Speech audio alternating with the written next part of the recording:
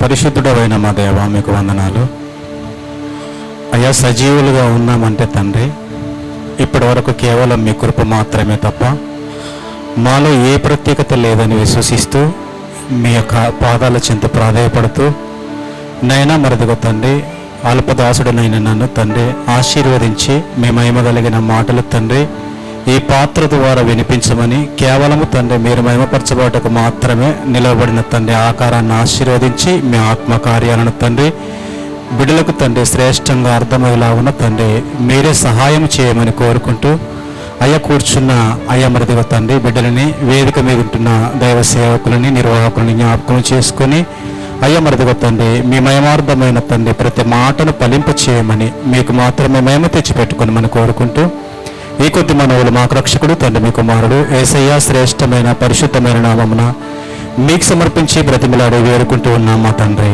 ఆమేన్.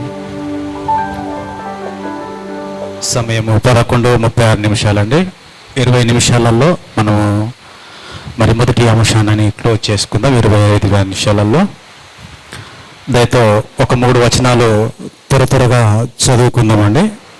ఆ చదువుకున్న తర్వాత మనము లేఖన భాగంలోనికి వెళదాం. పిల్లరా, తిమోతిలకు రాసిన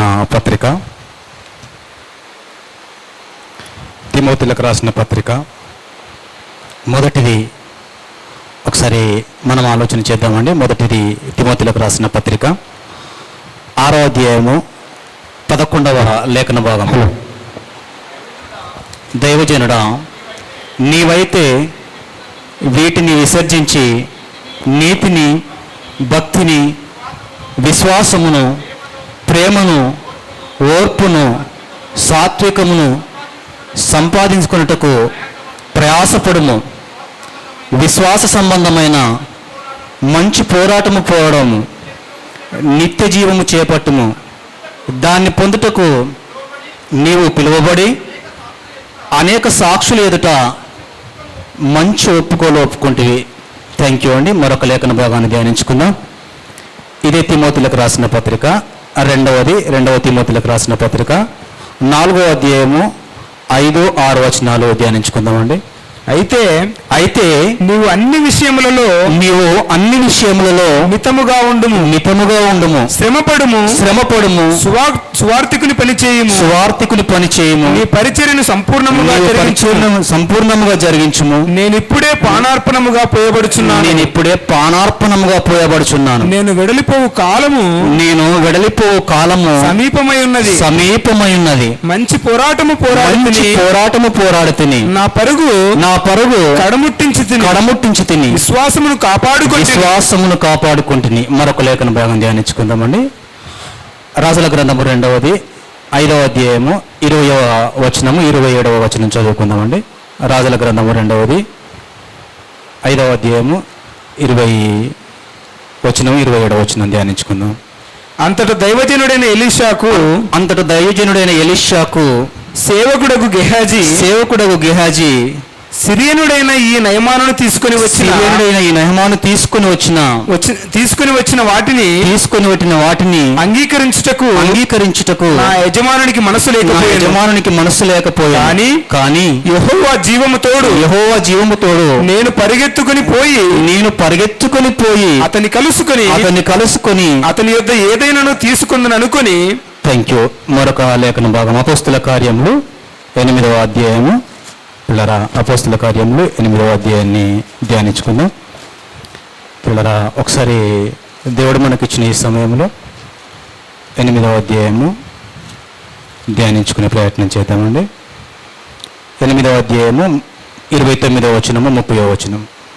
అప్పుడు ఆత్మ ఫిలిప్పుతో నీవు ఆ రథము దగ్గరకు పోయి దానిని కలుసుకొనమని చెప్పాను. ఫిలిప్పు దగ్గరకు పరిగెత్తుకొని పోయి అతడు ప్రవక్త అయిన యెషయా గ్రంథము చదువుచుండగా విని నీవు చదువుచున్నది గ్రహించుచున్నావా అని చెప్పాడు. థ్యాంక్ యూ అండి. దేవుడి బిడ్డలారా, ఒకసారి ఆలోచన చేద్దాం. మరి మనం చదివిన లేఖన భాగాలను బట్టి ఒకసారి మీరందరూ విషయాన్ని అర్థం చేసుకునే ప్రయత్నం చేయండి. అక్కడ ఎలీషా దగ్గర పిల్లరా గెహాజీ ఉన్నాడు, ఇక్కడ ఫిలిప్పు ఉన్నాడు. వీళ్ళిద్దరూ పనిలో ఉన్నారు. పౌలు కూడా పిల్లరా పనిలో ఉన్నాడు. అందుకనే ఆయన పోరాటానికి కాలం కావాలని కోరుకున్నాడు. ఇదిగో మంచి పోరాటము పోరాడుతిని, విశ్వాసము కాపాడుకుంటుని, నా పరుగును కడముట్టించి తిని, ఇక మీద నాకు కావలసినది నా ముందు కనిపిస్తూ ఉందని పౌలు గారు మాట్లాడుతూ ఉన్న మాట అనేకులను కదిలించాలి. కనుక ఒకసారి దయతో మీరందరూ ఆలోచించినట్లయితే, ఎలీషా పిల్లరా ఏలీ దగ్గర పనిచేశాడు. అదేవిధంగా ఎలీషా పాత్రను ఎలీషా పోషించాడు. అదేవిధంగా ఎలీషా దగ్గర గెహాజీ పనిచేశాడు. ఆ విధంగా గెహాజీ పాత్ర మారిపోయింది. యేసు దగ్గర అపోస్తలు పనిచేశారు, అందులో యూదా పాత్ర మారిపోయింది. అదేవిధంగా పిల్లరా అపోస్తులుగా పిలువబడుతున్న పిల్లరా ప్రత్యేకంగా ఏర్పాటు చేయబడిన పౌలు పనిచేశాడు, ఆయన పాత్ర మహిమగా పిలుచబడింది.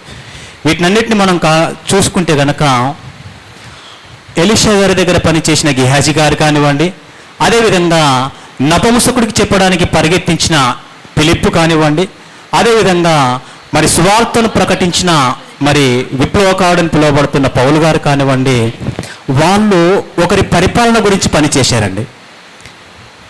ఎలీషా పనిచేసిన ఒక ఆయన పరిపాలనకు లోబడి పనిచేశాడు. అదేవిధంగా మరి